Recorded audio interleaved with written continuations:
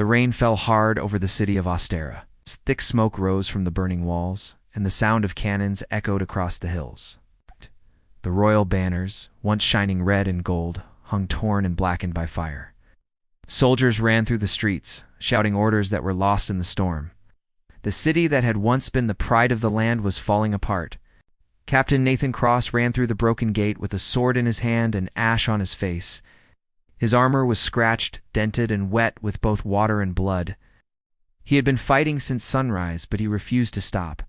His duty was clear. He had sworn an oath to protect Queen Alara, no matter the cost. The main tower shook as another cannonball hit near its base. Nathan looked up at the windows of the Great Hall. It glowed orange from the fires inside. Without waiting for backup, he dashed through the shattered doors. Inside the hall, smoke swirled like a gray ghost, and the air smelled of burning wood and steel. In the middle of the chaos stood the queen herself. Alara was dressed not in royal silk, but in a soldier's coat, her crown gone, her hair coming loose in the wind that rushed through the broken windows. She held a sword that looked too heavy for her, but she faced the invaders without fear. Flames reflected in her eyes as she swung at an enemy soldier who rushed at her. She struck him down and turned just in time to see Nathan enter. "Captain Cross," she said, her voice low but steady, "the walls have fallen." Nathan bowed his head quickly, scanning the room. A dozen bodies lay across the stone floor. Smoke thickened every second. Then he saw blood on her sleeve, dripping silently onto the floor. "You are hurt," he said, stepping closer. She shook her head. "It is nothing." See to the others. But another explosion came, this time closer, breaking one of the pillars. The queen stumbled and dropped her sword. Nathan caught her just before she hit the ground. Her face was pale from pain. Without thinking, he tore a strip from his cloak and pressed it against her arm where the wound was bleeding. "You must not touch the queen." He met her eyes, his hands steady though his heart raced. "Your Majesty, you will not live if we follow every rule tonight. Let me help." Her breath came shallow. For a moment, pride flared in her gaze, but then she nodded once in silent permission. Nathan wrapped the cloth tightly, stopping the blood. The roar of war outside seemed far away, as if the world beyond those walls had frozen still. When he finished, her arm trembled, but the bleeding stopped. She looked at him differently, now not as a servant, but as a man who had chosen to stand beside her when all others might have fled. A soldier stumbled into the hall, his armor cracked. "Captain, they've taken the lower gates," he shouted, coughing through the smoke. Nathan pulled the queen to her feet. "We must leave now. There is a hidden way out below the tower." Alara hesitated, looking around at the broken hall that had been her throne room. The mosaic floor, once bright with color, was now covered in soot and blood. The golden throne had fallen sideways. Everything she had ruled was falling apart around her. "Go," Nathan said firmly. "Ostera can be rebuilt. You cannot." Her eyes met his again, and this time he saw not just a queen, but a woman carrying the weight of thousands of lives. She gave a small nod. Together they moved toward the side stairway. Nathan guided her carefully, shielding her from falling debris as they descended into the underground passage. The tunnel below was narrow and damp. Lanterns flickered against the rough walls.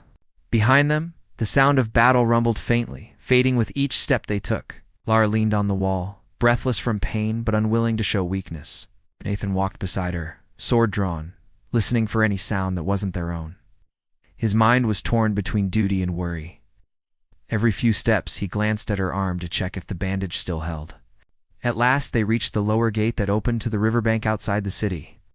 When Nathan lifted the metal latch, cold air rushed in, filled with rain and smoke. The great city of Ostera burned in the distance, the flames rising like torches into the stormy sky. Alara stopped at the edge of the tunnel and looked back once. She said nothing, but her face was full of quiet grief. Nathan spoke softly, unsure if she heard him over the wind. "We'll return. This is not the end." She turned toward him. For the first time that night, a small smile crossed her pale lips. It was faint, yet full of strength. Then she walked into the rain, her steps slow but proud. Her guard captain beside her, bound to her now not only by duty, but by something neither had yet dared to name. The night was cold and quiet after the storm. Queen Alara and Captain Nathan Cross walked along the riverbank with a small group of soldiers. The water beside them moved dark and slow, carrying pieces of burning wood from the fallen city. The flames of Ostera still glowed behind them like a dying sun. Every step away from the city felt heavy for Alara. Everything she loved was now lost or destroyed. The soldiers were tired, wounded, and hungry. Ow. Their armor was soaked, and their faces showed no hope. Yet when they looked at their queen, they straightened their backs and kept moving. Her strength gave them something to hold on to. She walked with quiet firmness, even though her arms still hurt badly under the cloth Nathan had tied. After some time, Nathan signaled the group to stop near a grove of trees. He told 2 soldiers to keep watch and helped Alara sit beside a fallen log. She tried to hide her pain, but he saw how pale she had grown. The rain had stopped, but the cold cut deep into their bones. "Rest here a while," Nathan said quietly. "We cannot rest long," Alara answered, looking at the soldiers who were now sitting on the wet ground. "If they follow us, they could find us by dawn." Nathan crouched beside her. "You've lost too much blood. If you collapse, they will find us even sooner." "Please, Your Majesty, just a few minutes." Something in his voice made her agree. She nodded and looked at the flames still glowing far away. For a long moment, neither of them spoke. Only the river and the wind made sound. Soon after, one of the younger soldiers found some dry twigs under a rock and started a small fire. Its light flickered on their faces. The warmth felt weak but good. Nathan took a small medical pouch from his belt and checked Alara's bandage. It was soaked through with blood. "I need to fix this," he said quietly. She sighed but did not argue. Nathan tore another piece of cloth from his uniform and cleaned the wound as best he could. His hands were rough, yet his touch was careful. She winced as he tightened the bandage but stayed silent. He looked up at her face, which seemed calm now, her eyes watching the fire with deep thought. "You should not even be sitting up," Nathan said. "You fought like one of us today." "It was my duty," she replied softly. "When the walls fall, the crown means nothing if the people do not see their queen fight beside them." He almost smiled. Then they saw true bravery tonight. She turned her head to look at him. "And what of the captain who ran through fire to find me?" "That is bravery beyond duty." For a moment, their gazes held. Then she turned away, as if afraid of showing too much. One of the soldiers approached. "Captain, what now? Where do we go?" Nathan stood and looked toward the dark hills beyond the river. "There's an old tunnel in the mountains," he said. "It leads to an abandoned monastery. We'll hide there until we can find other loyal men." The soldier nodded and went back to his group. As Nathan looked back at Alara, he saw she had closed her eyes. The firelight made her face look peaceful, but also sad. He knew she was thinking about the city, the people, and the home they had lost. They stayed by the river until the first light of morning touched the clouds. When it came, a new sense of strength rose among them. Alara stood again, her body weak but her will firm. "Lead the way, Captain," she said. The group began to move toward the north, leaving the river behind. The road ahead was long and hard. Mud clung to their boots, and cold mist hung low over the ground. They passed through empty farms, burned fields, and silent villages. Along the way, Nathan often turned back to check on the queen. He saw how she hid her pain, never complaining, always walking forward. That quiet courage gave him purpose. He had protected her out of duty before, but now his heart carried another reason he could not name. By evening, they reached the edge of the mountains. The wind grew stronger there, carrying the smell of snow. Far above them, they saw the ruins of the monastery hidden in the rocks. Its towers were broken, but the walls still stood. They started the climb slowly, helping each other up the path. When they finally reached the gate, the last light of day faded. Inside, the place was empty and cold, but it was shelter. Nathan ordered the soldiers to build fires and set guards around the area. He helped the queen to a small stone room with a wooden bench. "You should rest here," he said gently. She looked at him with eyes full of exhaustion and gratitude. "And you?" "I will guard the door." For the first time that night, her lips curved slightly. "You never stop." "Neither do you," he said. Alara sat down, leaning her head back against the wall. When Nathan left the room, the sound of his footsteps faded down the hall. She lifted her uninjured hand and touched the bandage he had wrapped on her arm. Somehow, that simple act meant more to her than any crown or title. Outside, the snow began to fall slowly, covering the world in white silence. The city behind them still burned, but its flame now lived in her heart and in the man who had refused to let her fall. Snow covered the mountain in a thick white blanket. The old monastery stood silent and still above the valley, like a giant watching over the ruins of the world below. Inside its cold stone halls, Queen Alara and Captain Nathan Cross tried to build some kind of life again. It was not easy, but it was all they could do. For many days, they saw no sun. The soldiers who had followed them from the city worked hard to clear the snow and collect firewood. The walls were full of cracks, and the wind came through like a whisper, freezing their hands and faces. Still, no one complained. They were safe for now, and that was enough. Each morning, Nathan gathered the men in the courtyard and trained them with what little weapons they had left. Their swords were chipped and their armor broken, but they kept going. He showed them how to fight together, how to move quietly through the snow, and how to survive with little food. The men respected him deeply. Even when tired, they listened to every word, for they knew the captain never asked anything of them that he would not do himself. Alara watched them from one of the archways above the courtyard. She no longer wore a crown. Her hair was tied back roughly, and her hands were cold and red from the mountain wind. Yet there was a quiet beauty in her now, something real and strong that the palace had never given her. Seeing Nathan lead her men with such calm gave her hope. Later that day, a young scout returned from the lower valley. He carried mud-stained clothes and fear in his eyes. Nathan brought him inside near the fire. "The city still burns," the scout said breathlessly. "Warlord Coronvale rules now. He claims the queen fled and is gone forever, calls himself king." Alara's lips pressed together. There was no anger in her face, only cold silence. "Did you hear anything about the people?" she asked.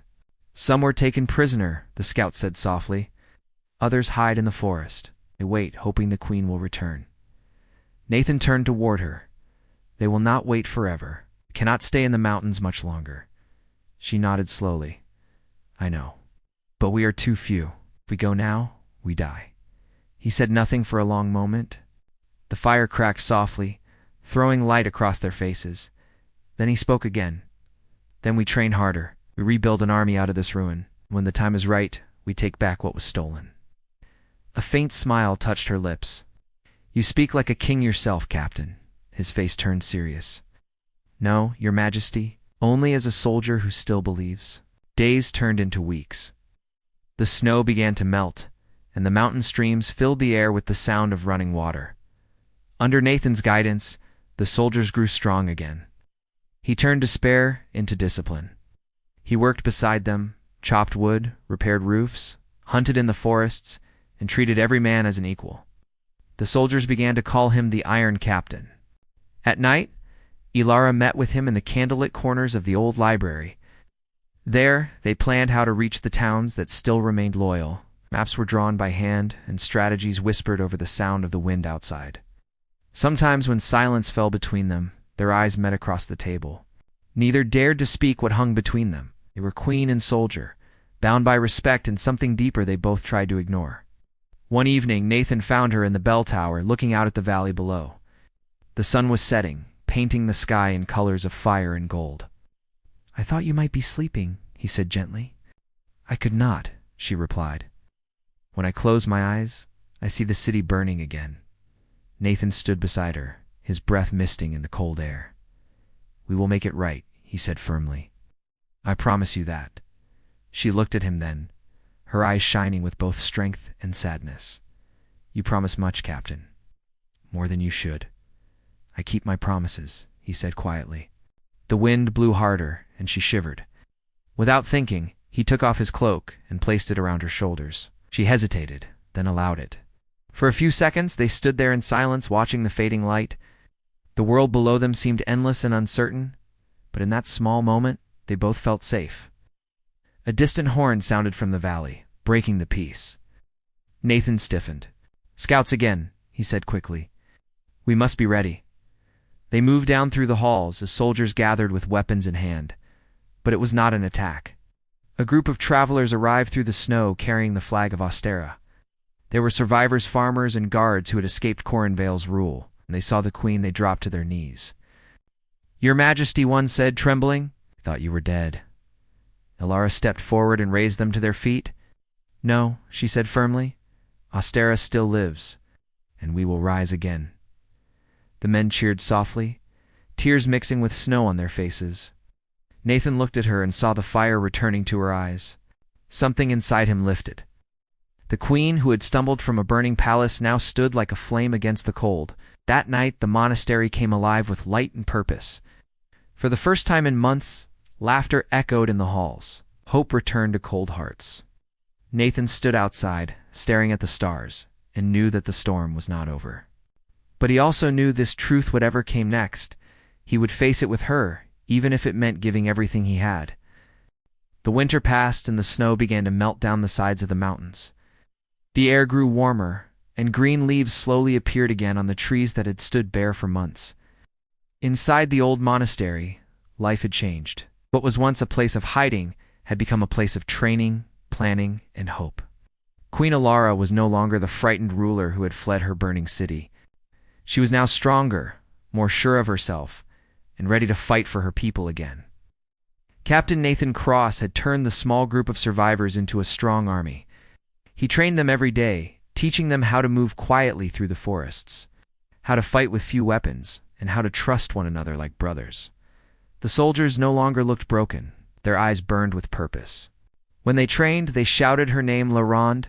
It echoed off the walls like thunder. One bright morning, the queen stood on the steps of the monastery and looked out at them. "Ow, Nathan." Nathan was leading a drill below, shouting clear commands. "I'm shooting." She could see how hard he had worked to make them ready. He had given more than anyone could ask. Something warm stirred in her heart as she watched him. He was no longer just her guard. He had become her strength. After training, Nathan climbed the steps to speak with her. His face was marked by sun and battle scars, yet his eyes remained as clear as they had been the day he saved her life. "They are ready," he said simply. "We will test that soon," she replied. "The time has come to take back what is ours." He nodded. "Do you mean to face Corinvale?" "I must," Ilara said. "Is taken not only my throne, but the lives of many who trusted him. Every day he rules, he breaks this land a little more. I owe my people their home back." Nathan looked out toward the valley below.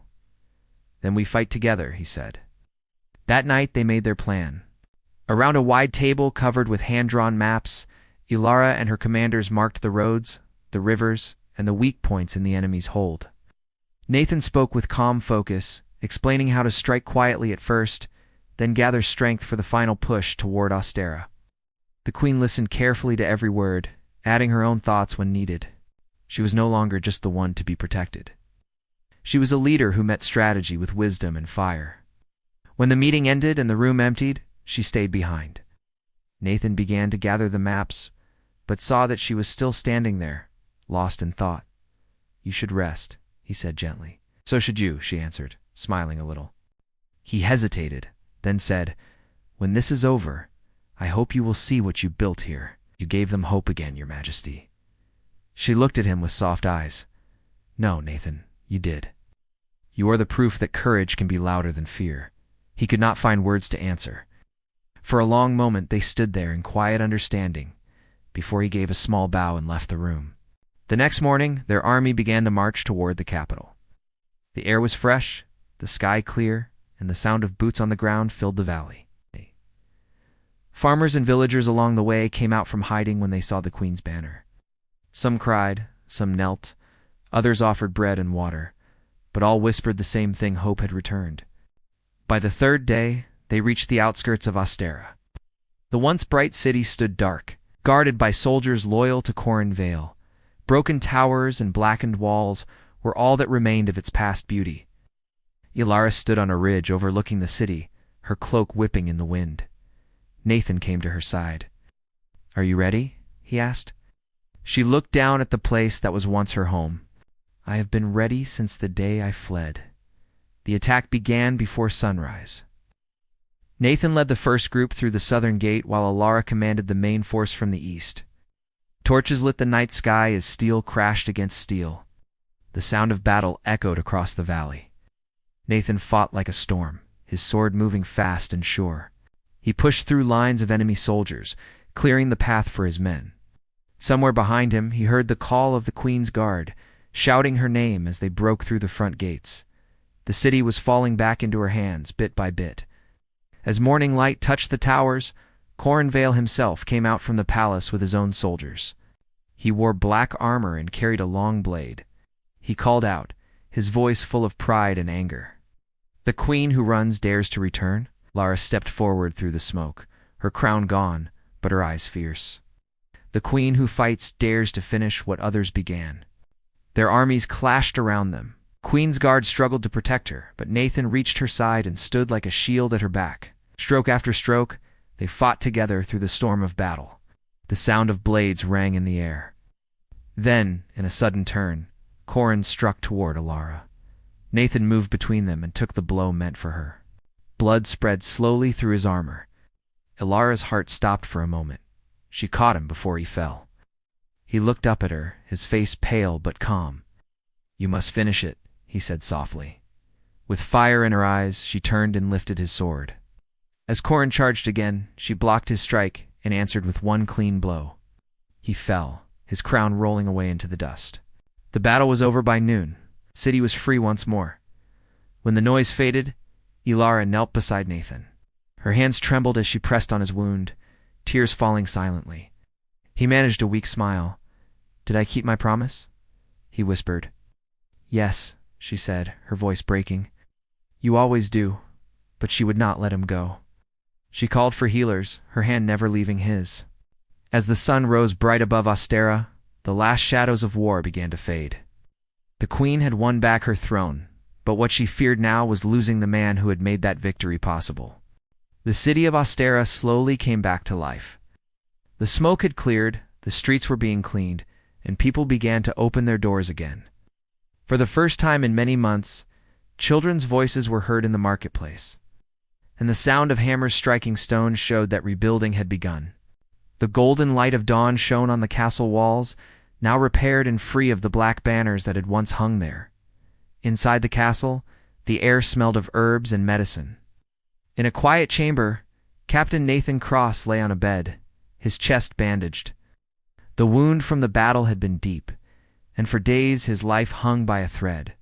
The queen herself stayed near him most of the time, refusing to leave his side. She had fought a war, and she had won. But now she faced a different battle, the battle to keep him alive. The healers moved around carefully, mixing herbs, cleaning wounds, and whispering to each other. Alara watched every move they made. Every time Nathan stirred or breathed sharply, her heart jumped with fear. She had never known fear like this, not even during the war. She had faced swords and fire, but this quiet waiting hurt far more. Finally, one morning, as sunlight streamed through the tall window, Nathan opened his eyes. For a moment he looked confused, as if unsure of where he was. Then he saw Alara sitting beside him, her hair loose and her face pale from sleepless nights. "Did we win?" he asked, his voice hoarse. A tear escaped down her cheek, and she smiled. "Yes, Ostera is free again." He tried to sit up, but she gently pressed him back down. "You need rest," she said softly. "You nearly lost your life." He looked at her, and though his face was weak, his eyes were still full of strength. "You've been here all this time?" "I couldn't leave," she admitted. Everything else can wait. Days turned into weeks as Nathan recovered. Each day, he grew a little stronger. Sometimes they sat together and spoke of what had happened, the battles, the losses, and the future of the kingdom. The bond between them had deepened, though neither said it aloud. In the halls, servants whispered quietly about the captain and the queen, about how she spent more time at his bedside than on the throne. Alara ignored the talk. She had made her own choice long ago. When he was finally strong enough to walk, Alara helped him step out onto the palace balcony. The view stretched far and wide, the city below, the shining river, and the distant mountains where they had once hidden. Nathan leaned on the railing, breathing in the air. "I never thought I'd see this again," he said. "You earned it," she replied. "No, all of this stands because of you." He shook his head. "No, because of us. You were the heart of this fight." "I only followed where your courage led." She smiled faintly. "You sound like a poet, Captain." Perhaps pain does that to a man, he said with a weak laugh. That evening, Alara called for a gathering in the great hall. The banners of Ostera hung bright once more, and the people filled the streets waiting for her words. Nathan stood beside her, still pale but proud in his uniform. When she walked up the steps to speak, the crowd fell silent. "My people," she began, "we have seen fire, loss, and sorrow, but we have also seen bravery and love greater than fear. We stand together now, not as broken people, but as one kingdom reborn. Many fought and fell for this freedom, and we honor them today. Yet one man stood beside me from the first flame to the last battle. I would not be here without him." She turned slightly toward Nathan. The crowd began to cheer his name. He looked humbled, unsure what to do, but she smiled and took his hand. "Let every heart in Ostera remember," she said, her voice clear. "Courage does not wear a crown. It beats inside ordinary men who choose what is right when the world falls apart." The cheering went on for several minutes, echoing through the halls and out into the city. It was the sound of a people coming alive again. Later that night, when the hall was empty and the torches burned low, Alara walked with Nathan in the courtyard. The moonlight spread across the stone path, soft and silver. Neither spoke for a long time. Then Nathan stopped and turned to her. "You are a queen again," he said quietly. "Your people need you now more than ever." She stepped closer, her face calm, but her eyes bright. "My people have their queen. What I need now is not a soldier, but someone who has shared everything I've lived through." He hesitated, still unsure. "Are you certain? Such whispers will follow you." She shook her head.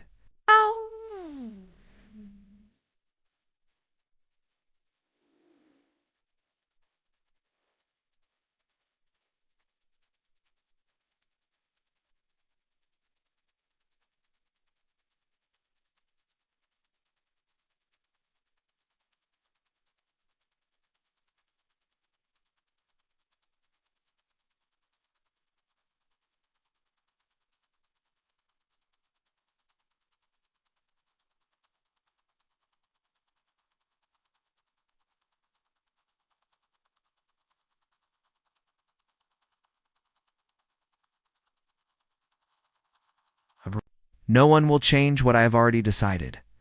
She lifted her hand and touched his cheek gently. Then she leaned closer and spoke in a voice barely above a whisper, her words carrying the weight of everything they had survived. "Only my consort can touch her." Nathan froze, unable to speak, but his eyes said everything. He bowed his head before her, not as her guard anymore, but as something far more. The queen smiled, her heart finally free of the heavy silence she had carried for so long. The next morning, when the first light touched the towers of Ostera, the city seemed alive again. Bells rang, children laughed, and the river shone bright like glass. In the castle courtyard, the queen walked beside the man who had saved her life, her crown shining in the sun and her heart no longer alone. The time of fear had ended, and the time of peace had just begun.